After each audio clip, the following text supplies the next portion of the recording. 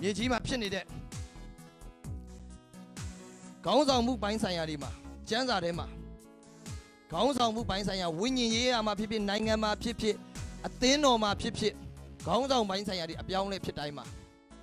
အဲ့ဒီ transition တိုင်းမှာဘာဖြစ်လဲဆိုအများနဲ့ world transfer ဖြစ်တယ်ကြွယ်ဝခြင်းအပြောင်းလဲအမြဲဖြစ်တယ်ခေါင်းဆောင်ပိုင်းဆိုင်ရာအပြောင်းလဲဖြစ်တိုင်းမှာ world transfer ကြွယ်ဝခြင်းဟာ transfer ဖြစ်လာတယ်ဒီနေ့မှာလဲ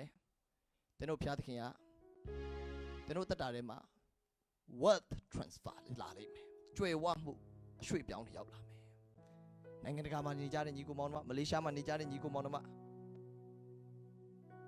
ငါတို့မလေးရှားမှာလဲမျိုးခက်ခဲတွေနဲ့ငါတို့ဘာဆက်လုပ်မှာလဲကြောက်ဖို့မို့ဘယ်နိုင်ငံသွားစာတန်ကတော့သူပဲဖြစ်တယ်ဘယ်နိုင်ငံမှာမဆိုကျွန်တော်တို့တိုက်နေရတာ